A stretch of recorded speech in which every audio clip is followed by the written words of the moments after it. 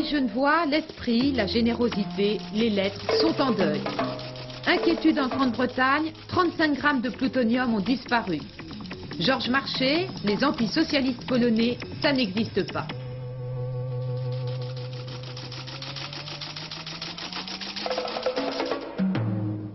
Mesdames, Messieurs, bonsoir. C'était l'un de nos écrivains les plus purs et les plus jeunes. Il allait pourtant avoir 90 ans.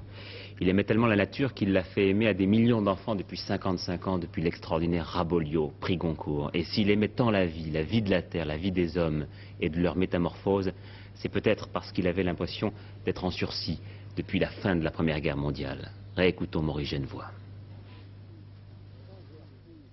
Quand j'ai reçu un jour un combat de poing, une balle dans le ventre, et que cette balle a eu la bonne idée, si j'ose dire, de frapper sur un des deux boutons, c'est gros comme une pièce de 40 sous, sous lesquels je calais mon sentiron pour l'empêcher de remonter, eh bien je vous assure que ces choses-là, ça ne s'oublie pas.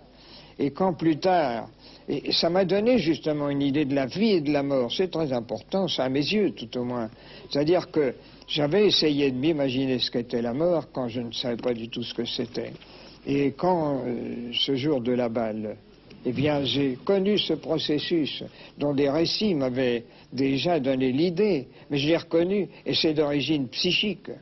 Le défilé d'images extrêmement rapide, et d'une précision pathétique, extraordinaire, jusqu'au moment où je me suis rendu compte que la balle avait ricoché. J'ai même revu, à ce moment-là seulement, peut-être 60 ou 80 secondes après, le ray jaune et brillant qui avait filé dans un ray de soleil, dans une espèce de ronflement et de miaulement de la balle et du bouton.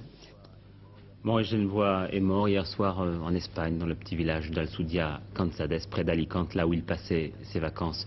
Son corps va être transporté en France. Demain, Antenne 2 rediffusera le grand échiquier que Jacques Chancel lui avait dédié il y a plus de 4 ans. Jacques Chancel, c'est l'un de vos meilleurs souvenirs de grand échiquier. Vous aviez des liens assez particuliers avec Maurice Genevoix. Oui, j'avais des liens très amicaux. Peut-être pourrais-je dire que je me considérais un peu comme étant de la famille, parce qu'il y a une trentaine d'années, mon premier reportage lui avait été consacré, et nous avions donc des souvenirs, ou j'avais plutôt moi un souvenir de journaliste enfant, et puis même avec l'âge qui venait, nous avions encore des gourmandises d'adolescents. Et lorsque je regarde ce moment d'apostrophe, je ne peux pas m'empêcher de penser que Maurice Genevoix n'avait pas encore dépassé les déchirures de la guerre, et on le sait, et on le sent à la lecture des éparges de Sous-Verdun, de La Boue, de tous les livres qu'il a pu écrire. Mais je crois qu'on se souviendra surtout de Raboliau, et vous le disiez très justement, Raboliau marque quelque chose d'important, et je crois on pourrait dire qu'il a été le premier écologiste. Et lorsqu'on arrive quelque part dans une province et que l'on voit ce grand panneau, il est écrit « Ici commence le pays de Raboliau », on peut, lorsqu'on est écrivain, être tout à fait heureux. Mais je crois que ce qu'il faudrait dire de Maurice Genevoix, c'est qu'il était amoureux, et plus qu'amoureux, il était gourmand de la vie, et puis il était plus encore que cela, il était drôle, il avait une ironie souriante, toujours courtoise. Et lorsqu'on lui disait vous êtes sorti numéro 1 de Normal Supérieur, c'est bien, il disait c'est vrai, c'est exact, c'est authentique, mais je sors également du bataillon de Joinville, car il se voulait athlète, et il était amoureux de tout ce qui n'est peut-être pas l'écriture, parce que l'écriture lui prenait tout son temps. Et lorsque nous avons préparé le grand échiquier, j'ai été très frappé par le sentiment qu'il avait de commencer quelque chose de tout à fait différent. Il me disait, je suis maintenant un débutant, je vais voir un peu comment les choses se passent, et je me demande si un écrivain peut dans le même temps être un acteur. Et comme je savais qu'il était poète, j'avais pris dans tous ces tiroirs tout ce que j'avais trouvé avec la complicité de Sylvie, sa fille, et il y avait tous ces poèmes qui sont beaux, et je lui ai dit, nous allons les mettre en musique. Alors il me dit, voilà, ce n'est pas possible, mais on peut essayer de le faire. Et à partir du moment où on avait décidé de le faire, il s'était passionné pour la chose. Il avait vu Alice Denaille, il avait vu Claude Michel Schoenberg. Il y a d'abord un très beau dialogue avec Georges Brassens dans le oui, parce que qu'on va revoir c'est lui qui a souhaité toutes ces rencontres. C'est-à-dire que nous avions beaucoup parlé, je lui avais demandé qui souhaitez-vous rencontrer. Alors il m'avait dit bien évidemment Brassens. Il avait eu la courtoisie de lui écrire pour lui demander s'il voulait bien participer à cette soirée. Il avait demandé également, parce qu'il aimait le déluge des mots, il avait demandé à Guy Bedos de venir. Et Guy Bedos, à un certain moment, vous le verrez demain soir au cours de ce grand échiquier, il va de son torrent, de son son fantasme de mots, et des mots qui sont durs, des mots qui sont vrais, des mots qui sont de tous les jours, des mots qu'on n'ose pas prononcer à la télévision ou à la radio. Et alors, je disais à Genevoix, mais ces mots, vous ne pouvez pas les dire, vous, comment je ne les dis pas? Mais il les assumait, et il disait, mais moi je les connais bien, et je les magnifie même parfois. Ce grand échiquier qui date donc de janvier 76, oui. On va revoir demain soir. Et je crois qu'on y voit le vif d'un homme qui a passé ses 90 ans avec, je crois, un bonheur de vivre, une grande gourmandise. Et il y a un livre qui témoigne de cette gourmandise, c'est 30 000 jours. 30 000 jours, son dernier livre, sa dernière œuvre, et c'est encore un grand succès de librairie. Et ce télégramme du président de la République à la veuve de Maurice Genevoix, la langue et la culture française perdent avec lui son meilleur ambassadeur. Nul mieux que lui, poursuit le chef de l'État, ne savait traduire avec autant de pureté les frémissements de la pensée, aimant et exaltant la nature sous toutes ses formes. C'est une histoire effrayante que nous allons maintenant vous raconter, l'histoire non pas d'un parricide dans le sens légal du terme, mais celle d'un jeune homme, un mineur, qui a fait tuer son père, qui a commandité son meurtre. La victime est un ingénieur d'origine tchèque, Ladislas Aflasek. Son fils, qui a 16 ans et qui lui vouait une haine tenace, s'est confié à des amis, tous mineurs ou presque, qui sont allés voir l'ingénieur, l'ont fait chanter, l'ont insulté, l'ont menacé et finalement l'ont abattu d'une malle dans la nuque, à 22 Longrive. Le meurtrier, qui était en fuite, vient de se constituer prisonnier. Dans un premier temps, on avait parlé d'une affaire d'espionnage industriel, et puis, quand la vérité a éclaté hier, ce fut la stupéfaction à Strasbourg. La ville est très remuée par cette histoire, Claude Sérillon, et c'est peut-être un phénomène de société. Peut-être. C'est bien difficile de s'expliquer le cheminement de haine qui a pu conduire un garçon de 16 ans à devenir le commanditaire du meurtre de son père. Un père ingénieur, s'il faut parler du père. Le père est ingénieur, industriel fortuné, il réussit en affaires et montre volontiers à Strasbourg une image dure, sans pitié, disent aujourd'hui quelques-uns de ses voisins. Ce père qui lui apprenait les langues étrangères et qui lui assurait une vie bien à l'aise. Au policier, pour expliquer sa décision, le fils a dit qu'il ne supportait plus sa mère et qu'il ne supportait plus de voir sa mère maltraitée, humiliée. Et que frustré, il avait mûri son idée de meurtre à la suite d'une fugue au cours de l'année vers Pâques. « Je vais tuer mon père », dit-il alors en revenant de cette fugue à quelques-uns de ses camarades. L'un d'eux lui fait rencontrer deux garçons à peine plus âgés, 18 ans. Il leur promet une part de son héritage, leur assure que son père a toujours un peu d'argent sur lui et leur donne son adresse. Vendredi après-midi, l'ingénieur ouvrira sans crainte sa porte. Une demi-heure plus tard, il est abattu. Les tueurs iront ensuite rendre compte au fils, puis dépenseront une partie de la somme dans un restaurant. Alors des experts psychiatres examineront bientôt sans doute ces 5 jeunes âgés de 16 à 18 ans. Mais comment expliquer ce crime organisé, prémédité? Il ne s'agit assurément pas d'un geste impulsif. Ce n'est sans doute pas, selon des psychiatres, un symptôme schizophrénique. Cela ressemble à une vengeance, à la destruction non seulement du père, et de celui qui insulte la mère, mais aussi la destruction d'une identité. Le fils a promis une part de son héritage. L'enchaînement mécanique qui fait peur aussi. C'est ça, mais je crois qu'il sera encore trop simple de penser à l'unique volonté inconsciente de réhabiliter la mère en détruisant celui que l'on a désigné comme responsable de sa déchéance. C'est aussi ce qu'il est convenu d'appeler un fait divers et c'est aussi peu banal. Hier, la Grande-Bretagne s'est réveillée en apprenant qu'on avait perdu 35 grammes de plutonium. Oui, qu'on les avait bel et bien perdus, pas volés mais perdus. L'affaire remonte à 73 et 77. Ces 35 grammes-là et ces 2 aiguilles qui les contenaient sont donc aujourd'hui quelque part dans le monde et cela suffit pour nous donner des frissons dans le dos, Georges Leclerc. Des aiguilles de plutonium en voici. Celles-ci sont assemblées en France par petits paquets. Le plutonium se trouve à l'intérieur de l'aiguille, dans une gaine métallique fermée, maintenant ainsi les techniciens à l'abri de la contamination. Ces aiguilles sont groupées pour former un barreau de combustible. Le voici. Ces barreaux sont ensuite placés dans le cœur de centrales atomiques particulières qu'on appelle les surrégénérateurs ou encore réacteurs à neutrons rapides. En France, nous avons un surrégénérateur produisant de l'électricité. Le voici, c'est la centrale Phénix. Et dans 3 ans existera Super Phénix, 5 fois plus puissante. L'Angleterre, elle, a un petit surrégénérateur situé à Dounreay, au nord de l'Écosse. Et c'est là que la disparition des 2 aiguilles a été constatée et confirmée hier par les autorités anglaises. En dehors des centrales, on trouve ces aiguilles dans les ateliers de fabrication de combustible nucléaire ou encore pendant le transport entre les ateliers et la centrale. Transport qui se fait dans des camions spéciaux du genre de celui-ci, mais probablement un peu différent. Vous voyez, il existe donc de nombreux endroits où les aiguilles peuvent être volées, égarées ou mal enregistrées.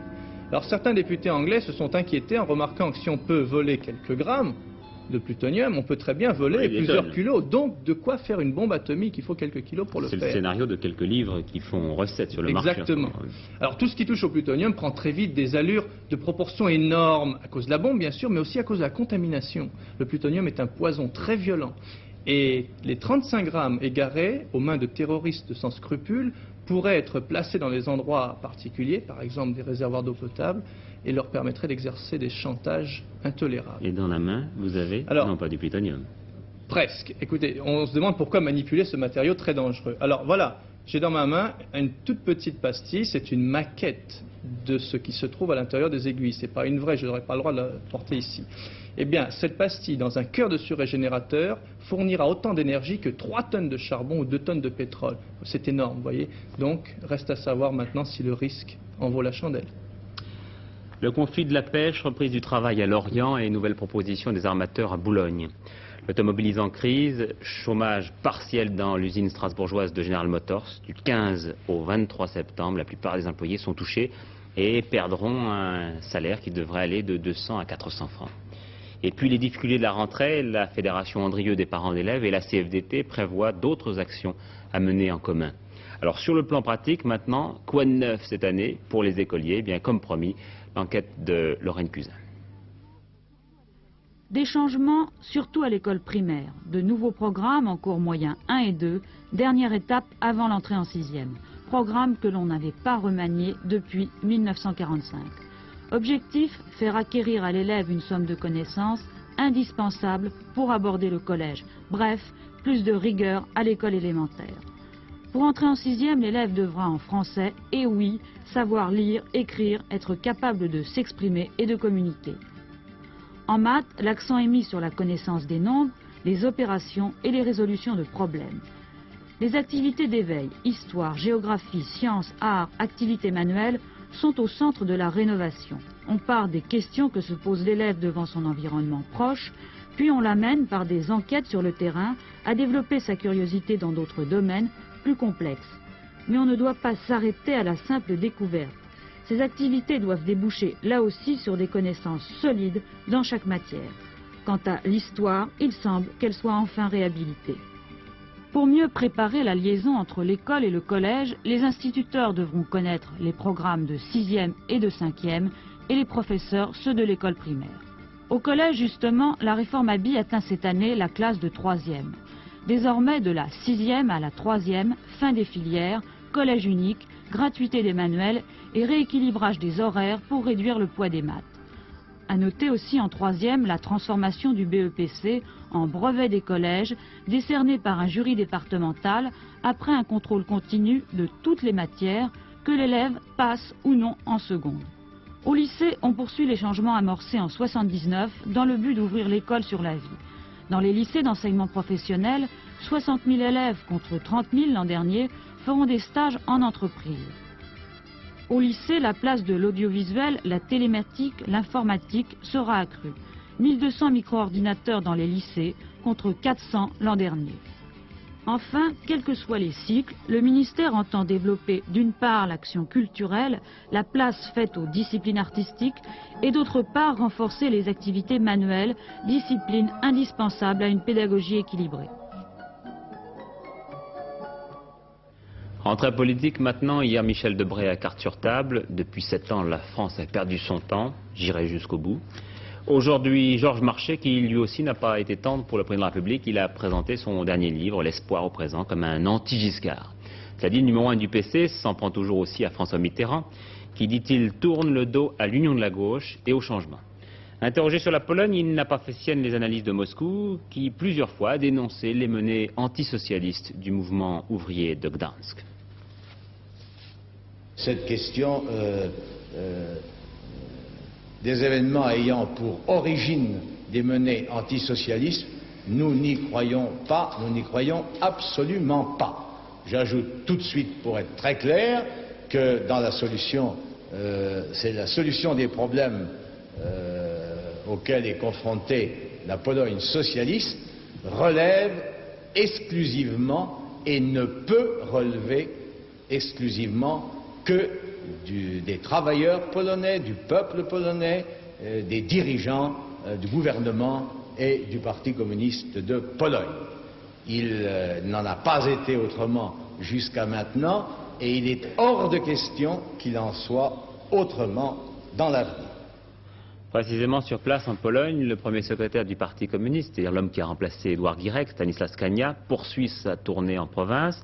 Après Gdansk, hier, il s'est rendu aujourd'hui à Katowice, le fief de son prédécesseur. Hier, il déclarait que l'agitation sociale était la conséquence de l'abandon des principes du socialisme en matière économique. Aujourd'hui, il a reçu un message amical de Georges Marchais et Valéry Giscard d'Estaing va renoncer à se rendre ce mois-ci comme prévu à Varsovie. Les relations entre les deux capitales restent quand même étroites. Michel Poniatowski irait très prochainement en Pologne. Iran, Londres ferme son ambassade à Téhéran, mais ne rompt pas ses relations diplomatiques. C'est essentiellement pour des problèmes de sécurité. L'Iran qui vit toujours une période troublée, y compris et surtout dans ses plus hautes instances. Les relations entre le président de la République et son Premier ministre se détériorent. Aujourd'hui, M. Bani Sadr a tapé du poing sur la table. Bernard Benyamin. Ils étaient près de 500 000 ce matin à Téhéran, sur les lieux mêmes où 2 ans plus tôt, l'armée du Shah avait tiré sur la population, faisant des centaines, voire des milliers de victimes. C'était ce que l'on a appelé le vendredi noir de la révolution iranienne. Un bouquet de fleurs à la main, le président de la République s'était lui-même déplacé, l'occasion pour Bani Sadr, menacé dans l'exercice de ses fonctions, de jeter dans la bataille tout le poids de sa majorité populaire. Après un mois de crise ministérielle, après les violentes attaques dont le chef de l'État iranien a été victime ces dernières semaines, c'était la première réplique de Bani Sadr et elle a été très dure. Il s'en est pris notamment au parti de la République islamique, majoritaire au Parlement et opposé à la politique du président iranien. Ce groupe veut établir sa domination en Iran, a-t-il dit. Je vous demande donc de vous mobiliser pour déjouer tous ces plans. De toute évidence, c'est un grand risque que prend le président Bani Sadr. À défaut de pouvoir compter sur un parti solide, il a décidé de faire face en utilisant la dernière de ses armes, le soutien populaire. Mais que celui-ci vienne à lui faire défaut, et le chef de l'État iranien n'aura plus qu'à se soumettre ou se démettre.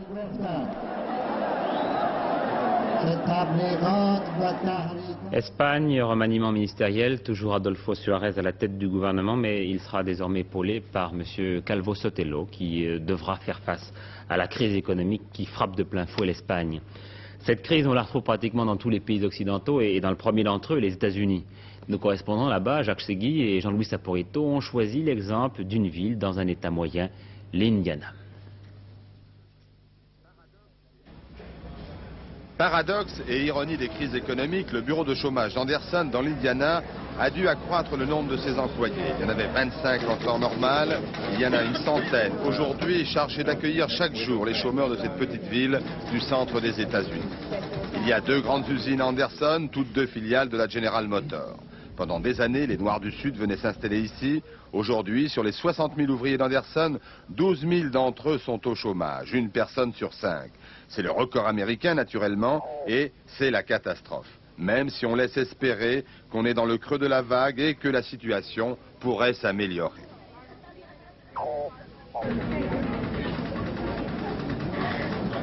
Suivons un instant Patty et Alvin Paulson. Quarantaine, tous 2 licenciés, depuis avril pour lui, depuis décembre pour elle. Ils reçoivent l'équivalent de 70% de leur salaire versé par le gouvernement fédéral et qu'ils viennent toucher chaque semaine. L'habitude est de dire ici que lorsque la General Motors attrape un coup de froid, eh bien toute la ville d'Anderson a la grippe. Aujourd'hui, les gens d'ici ne sont pas loin de montrer une grande méfiance à l'égard de l'étranger. Pour eux, les responsables de leur malheur, ce sont d'abord les Japonais. Les Japonais et leurs petites voitures. Alors que ces mêmes petites voitures, fabriquées aux États-Unis, ne sont pas attendues avant 1982. Ce qui se passe à Anderson est l'extrême de la crise économique, naturellement. C'est ici que l'on peut rencontrer ces Américains désabusés, qui ne savent plus à qui confier leur avenir. La politique leur importe peu.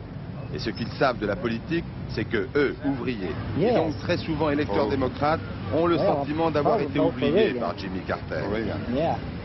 J'ai voté pour lui il y a 4 ans, mais pas cette année. Je vais voter pour Reagan. Oui, je vais voter pour Reagan, pour que ça change.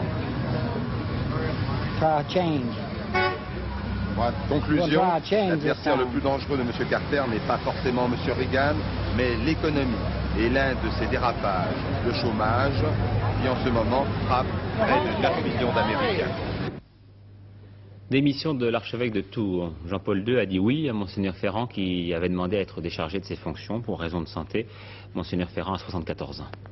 Reprise des recherches pour essayer de retrouver Arnaud Dronet disparu alors qu'il tentait un pari audacieux, relier les îles Marquises à Tahiti en planche à voile, soit 1500 km.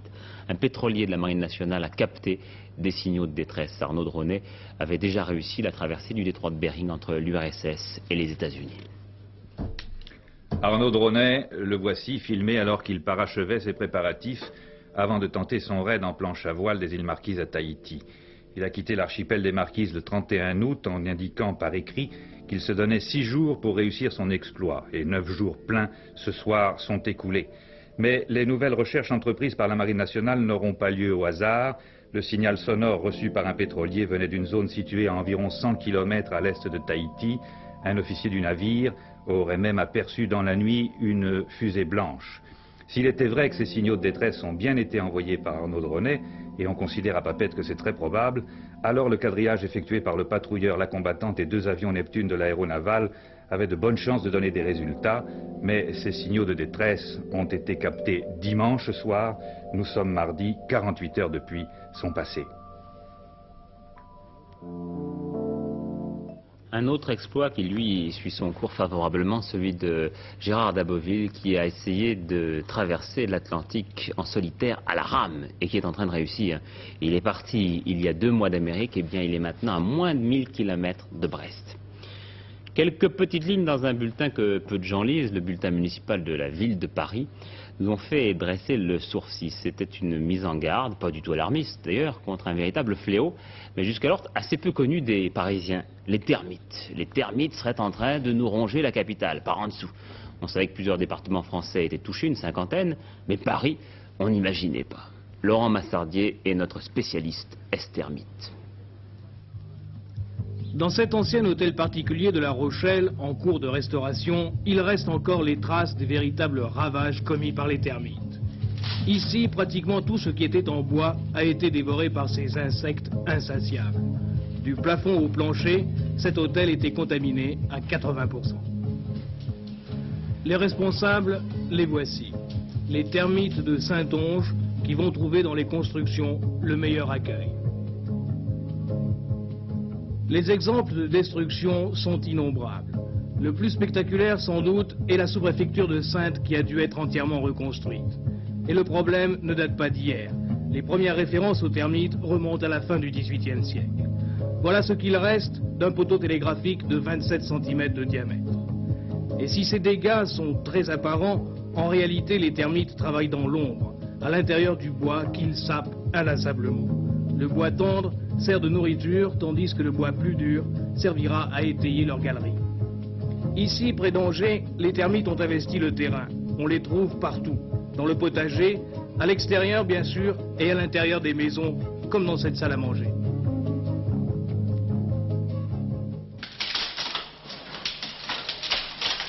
Vous avez cet exemple et je vous le donne. Une poutre de 40 sur 40. Vous prenez l'aiguille à tricoter. Et regardez. Ils sont vivants ici ? Ils sont vivants. Vous pouvez essayer de m'en montrer quelques-uns ? Je vais essayer.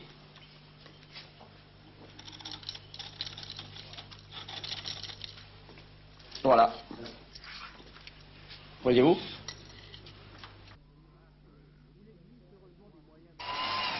Il existe heureusement des moyens d'enrayer ce fléau, mais ils doivent être radicaux. Pour cela, des applications très strictes, contrôlées par le Centre technique du bois. Ce qu'il faut, c'est réaliser de véritables barrages toxiques, dans la terre, à la base et à l'intérieur des murs, et bien sûr dans tous les bois.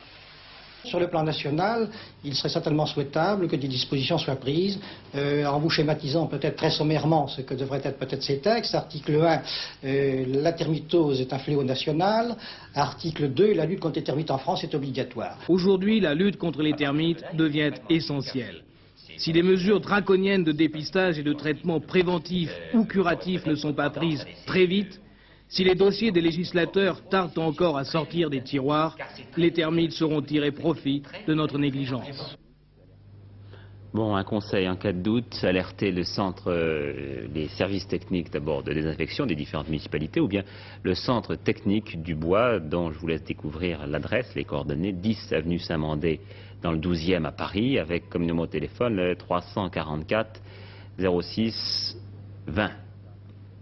La météo, pour terminer, les températures étaient assez basses pour la saison, souvent nettement inférieures à 20 degrés aujourd'hui. Demain, eh bien, sur la moitié nord, c'est facile à voir, ciel nuageux, éclairci assez passagère sur le nord-est. Sur la moitié sud, en revanche, vous le voyez, le temps sera beau, chaud et bien ensoleillé. Ils ont de la chance. Dernier journal de Patricia Charnelet vers 23h30. Demain, Antenne de Midi aura pour invité Edgar Pisani. Nous allons maintenant rendre l'antenne avec un petit peu d'avance pour vous permettre de suivre les dossiers de l'écran et l'affaire de Médicis. Bonsoir à tous et à demain 20h si vous le voulez bien.